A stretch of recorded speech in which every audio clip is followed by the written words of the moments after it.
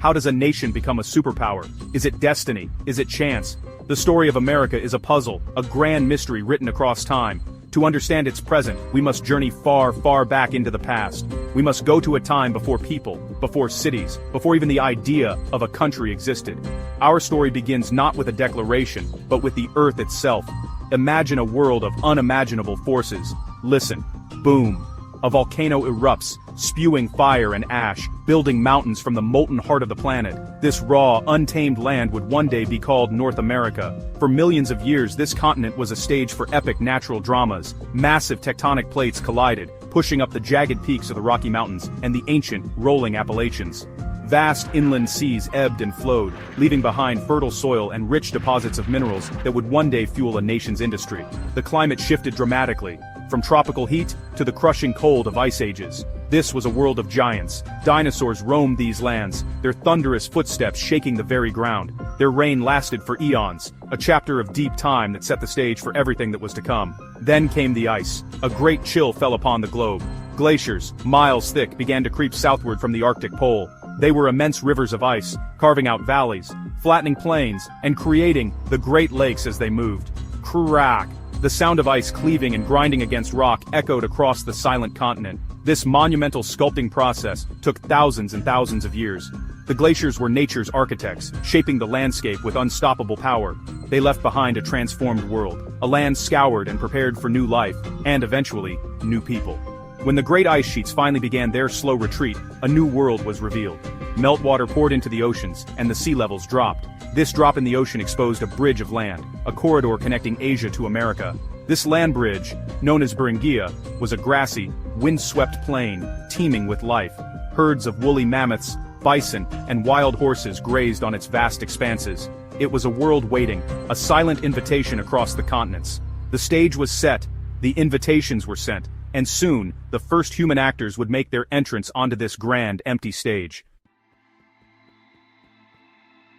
Who were the first people to call America home? Where did they come from? For centuries, this question was a deep mystery. Now, we believe we know the answer. They were hunters, following the herds. They came from the vast, cold plains of Siberia. Driven by hunger and curiosity, small bands of people moved eastward, unaware they were stepping into a new hemisphere. Imagine them, wrapped in animal furs against the biting wind, their eyes scanning the horizon for the movement of game. They were not explorers, seeking a new world. They were simply families, seeking survival. Their journey across the Bering Land Bridge was not a single grand event. It was a slow trickle of humanity, a migration that may have spanned thousands of years. They walked across a land that no longer exists, a world now hidden beneath the waves of the Bering Strait. What did they think as they pushed into this new territory? Did they feel fear or wonder? We can only imagine the silence broken by the howl of the wind and the distant call of a mammoth. Whoosh! A cold gust sweeps across the tundra. These were some of the toughest people who ever lived, adapted to one of the harshest environments on Earth. Once they crossed into what is now Alaska, a new challenge awaited them. Two massive ice sheets, the Cordilleran and the Laurentide, blocked their path southward. For centuries, they may have been trapped in the north. But as the climate continued to warm, a corridor opened up between the glaciers. It was a narrow, treacherous path, an ice-free passage into the heart of the continent. It was a gamble, but driven by the promise of warmer lands and more abundant game. They took it. Step by step, they moved south, their footprints the very first on this untouched soil. As they emerged from this icy corridor, they found a paradise, a continent teeming with life, a hunter's dream. Vast herds of animals that had never seen a human before roamed freely. The climate was milder, the resources plentiful. From this point, the human settlement of the Americas exploded. Thump, thump, thump, thump. The sound is not just their footsteps, but the beating heart of a new human story beginning on a new continent. In a remarkably short period, these pioneers spread out, from the Arctic to the tip of South America, adapting and thriving in every environment they encountered. These first peoples did not remain a single, uniform group. As they spread across the vast expanse of North America, they diversified. They became hundreds of distinct nations, each with its own language, culture, and way of life. It was not one Native American culture but a rich and complex tapestry of many. From the skilled fishermen of the Pacific Northwest to the desert farmers of the Southwest, they learned to live in harmony with the land. They were astronomers, engineers, artists, and philosophers. They built civilizations, In the northeast, tribes like the Iroquois formed powerful confederacies. They lived in longhouses, surrounded by forests teeming with deer and bear. They were skilled diplomats and warriors, creating complex political systems that would later fascinate America's founding fathers. Rustle. The sound of leaves in the dense forest was the soundtrack of their lives. Further south, along the Mississippi River, the Mississippian culture flourished. They were master builders, constructing enormous earthen mounds that served as temples, tombs, and the foundations for the homes of their leaders. The city of Cahokia, near modern-day St. Louis, was a bustling metropolis, larger than London at the time. In the vast, open plains of the continent's heartland, a different way of life emerged. Here, life revolved around the bison. Tribes like the Sioux, Cheyenne, and Comanche were nomadic hunters. The bison provided everything: food, clothing, shelter, and tools. With the later arrival of the horse, they became the most formidable light cavalry in the world. Imagine the sound: thump, thump, thump, thump. The thunder of a million hooves as a bison herd stampedes across the prairie. This was the pulse of the plains, a rhythm of life that had existed for centuries, a world in perfect, wild balance. And in the arid southwest, the ancestral Puebloans, or Anasazi, accomplished architectural marvels. They carved entire cities into the sides of cliffs, like the stunning Cliff Palace at Mesa Verde. They developed sophisticated irrigation systems to farm corn, beans, and squash in the unforgiving desert. They created beautiful pottery and intricate textiles. Each of these cultures, and hundreds more, had a deep connection to their land. They were the original Americans, living in a world that was about to change forever. A change that would arrive on the winds from the east, carried by ships with tall white sails. In 1492, a new sound reached the shores of the Americas. It was not the sound of wind or animals. It was the creak of timber, the snap of canvas sails, and the voices of men from a world away. Splash! An anchor drops into the calm turquoise water of the Caribbean. Christopher Columbus and his crew had arrived, believing they had reached the East Indies. They had not. They had stumbled upon a new world, and in doing so, they had connected two halves of the globe that had been separate for millennia. This moment, the beginning of what we call the Columbian Exchange, would change the course of history forever. This was not a meeting of equals. The Europeans brought with them technologies and ideas that were alien to the Americas: steel weapons, gunpowder, and the concept of private land ownership. But they also brought something far more deadly: diseases. Smallpox, measles, and influenza, common in Europe, were completely unknown to the immune systems of the native peoples. These invisible invaders swept through the continents with terrifying speed, wiping out an estimated 90% of the indigenous population. It was a demographic catastrophe of unimaginable scale, a silent holocaust that emptied the land. Following in the wake of explorers came the conquerors, the missionaries, and the settlers. Spain pushed up from the south, seeking gold and souls. France established a vast fur-trading empire in the north, stretching from Canada down the Mississippi River. England, a latecomer to the game, began to plant colonies along the Atlantic coast. Each came with their own ambitions, their own beliefs, and their own vision for this new land. The clash of these worlds was inevitable. Clang! The sound of a European sword against a native club. It was a sound that would echo for centuries. These early English colonies were fragile footholds in a vast wilderness. Places like Jamestown and Plymouth were born of desperation, hardship, and a burning desire for a new life. Settlers sought religious freedom, economic opportunity, or simply a chance to escape the rigid hierarchies of the old world. They cleared forests, planted foreign crops, and slowly but surely began to build a new society. They were creating something new, a hybrid culture, born of European roots but shaped by the unique challenges and opportunities of the American continent. A new identity was beginning to form. As the British colonies grew in population and wealth, a new feeling began to stir. It was a sense of identity, separate from England. The colonists were no longer just transplanted Europeans, they were Americans. They felt the distance from their ruling king not just in miles, but in spirit. When Britain began to impose new taxes and laws without their consent, this feeling ignited into resistance. Scribble, scribble. The sound of pens scratching out pamphlets and letters, words of liberty and protest, spreading like wildfire from Boston to Charleston. The colonists were finding their voice, and it was a voice that demanded to be heard. The tension finally snapped. The shot heard round the world at Lexington and Concord in 1775 was the spark that lit the flame of the American Revolution. Bang! A musket fires, and a war for independence begins. It was a seemingly impossible fight, a small, ragtag army of farmers and merchants against the most powerful military force on earth. Yet they were driven by a powerful idea, an idea articulated by Thomas Jefferson in the Declaration of Independence, that all men are created equal, with the right to life, liberty, and the pursuit of happiness. This was more than a war. It was an experiment in self-government. After years of bloody conflict, with crucial help from France, the impossible happened. The American colonists won. The war was over, but the hardest part was just beginning. How do you create a country from scratch? The first attempt, the Articles of Confederation, proved too weak, so the leaders gathered once more, this time in Philadelphia, to forge a new government. The debates were long and heated. Bang! A gavel strikes a desk calling for order. They argued and compromised, balancing the power of the states with the need for a strong central government. The result was the United States Constitution, a radical document for its time. It established a republic, a government of the people, by the people, and for the people, with a system of checks and balances to prevent any one person or group from becoming too powerful. It was a blueprint for freedom, a bold gamble on the idea that ordinary citizens could govern themselves. With the ratification of the Constitution and the election of George Washington as the first president, the United States of America was officially born. The great experiment had begun.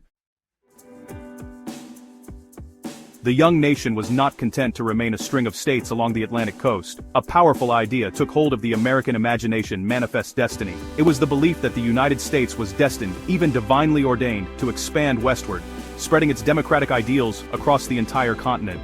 This idea fueled an era of unprecedented growth and movement. It was a vision of a nation stretching from sea to shining sea.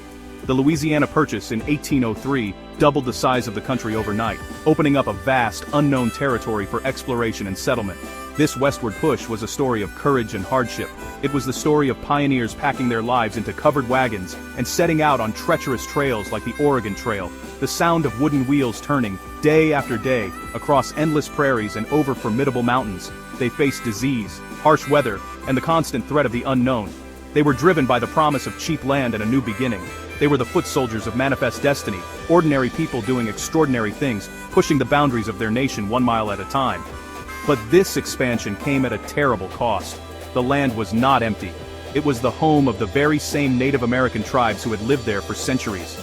The story of westward expansion is also a story of broken treaties, forced removals, and brutal wars. The Trail of Tears, the forced relocation of the Cherokee and other southeastern tribes, is a dark stain on this period of history. The sound of an axe against a tree, clearing a forest for a farm. For every pioneer's dream that was realized, a native way of life was disrupted or destroyed. The drive west was relentless. The discovery of gold in California in 1848 triggered a massive rush of people from all over the world, all hoping to strike it rich. The sound of a pickaxe hitting rock, the sound of hope and desperation. Railroads began to stitch the vast continent together, the iron horses thundering across lands where bison once roamed. By the end of the 19th century, the frontier, that defining line between settlement and wilderness, was declared closed. The continental United States, as we know it today, had taken shape. The dream of manifest destiny had been achieved. Even as the nation expanded, a deep and poisonous division was growing within it. The issue was slavery. The southern states had built their economy on the labor of enslaved African Americans, while the northern states had gradually abolished the practice. This fundamental conflict over human freedom and economic systems created two distinct societies under one flag. It was a moral crisis that could not be ignored. Could a nation founded on the principle of liberty continue to exist half slave and half free? The question hung over the country like a gathering storm. The storm finally broke in 1861 with the outbreak of the Civil War. It was the nation's darkest hour. Brother fought against brother and the land was soaked in American blood. The roar of a cannon at Gettysburg, a sound that tore families and the country apart. The war was fought with a ferocity and on a scale never before seen in the Americas. It tested the very foundations of the great experiment. Was the Union of States perpetual, or could it be broken? President Abraham Lincoln was determined that the nation, and its promise of government by the people, should not perish from the earth. After 4 brutal years, the North, or the Union, emerged victorious. The war had preserved the country, and through Lincoln's Emancipation Proclamation and the 13th Amendment had finally ended the institution of slavery. But the cost was immense. More than 600,000 soldiers had died, and the South was left in ruins.